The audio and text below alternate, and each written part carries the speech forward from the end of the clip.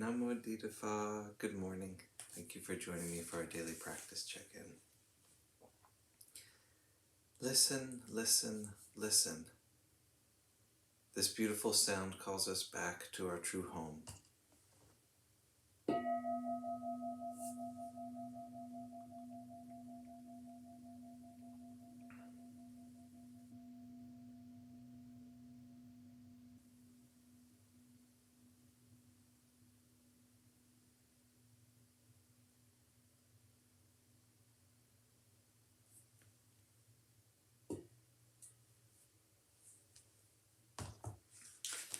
The third mindfulness training.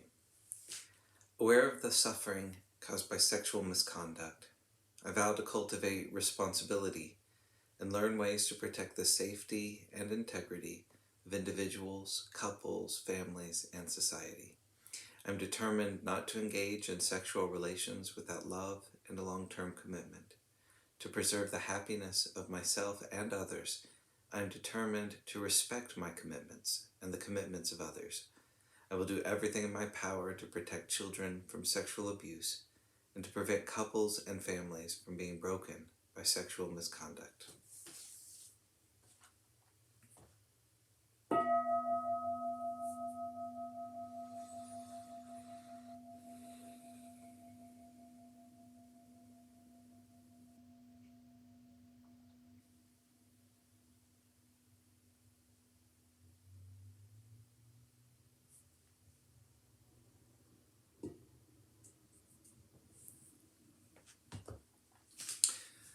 For our Dharma lesson this morning, we're reading To See the True Nature of Things by Lumpur Bosana from the collection of teachings by the monastics of Abhayagiri Monastery called Beginning Our Day.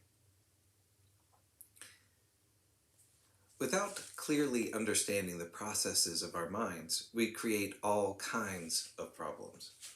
We are dragged about by emotional states. For there to be personal and global peace, these states need to be understood. The ways of the mind need to be seen clearly. This is the function and value of Dhamma. When we are feeling enthusiastic, we can easily give ourselves to the practice, but it can also happen that at times we feel completely disillusioned, even to the extent that we forget the original confidence and faith that we had. That's natural. It's like swimming a long way.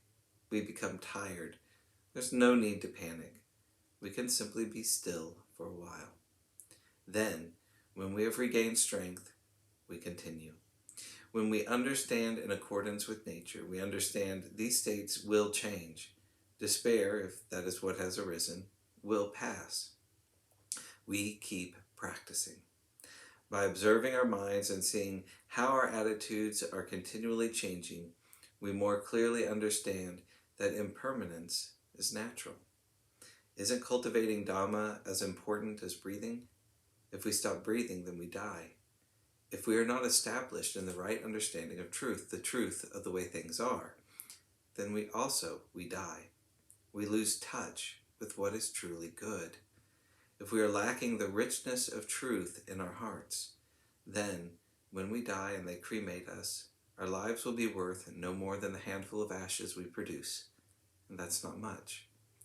We must investigate how to live in a way that truly accords with what the Buddha taught. Then we can live in harmony without conflicts, difficulties, and problems. Sila, morality, is that which shows us the Buddha's middle way. It points to the avoidance of the extremes of pleasure and pain. It means knowing the right amount. When we live in the middle way regarding actions of body and speech, then we don't cause offense to others. We do what is appropriate for human beings. The practice of formal meditation is to train our minds and hearts to stay in the middle way. Many people who meditate try to force their minds to be as they want them to be. They sit there arguing with their thoughts. If their attention wanders, they forcibly bring it back to the breath. Too much forcing is not the middle way. The middle way is the ease that arises naturally in the mind when there is right effort, right intention, and right awareness. When the practice is right, and there is ease of mind, we can simply watch the different states that arise and consider their nature. We don't need to argue with anything. Arguing only causes restlessness. Whatever emotion arises is within the domain of our awareness, and we simply watch. Whether it's joyful or the absolute opposite, each experience is within the boundaries of our awareness. We just sit, watch, recognize, and contemplate them all. They will naturally cease. Why do they cease? Because that is their nature. It is this realization of the true nature of change that strengthens and stills the mind. With such insight, there is tranquility and peace.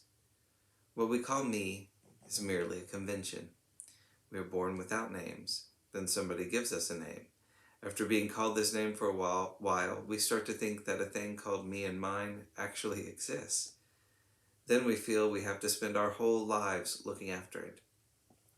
The wisdom of the Buddha knows how to let go of this me, this self, and all that pertains to it, possessions, attitudes, views, and opinions. This means letting go of the conditions that make suffering arise, and that requires taking the opportunity to see the true nature of things.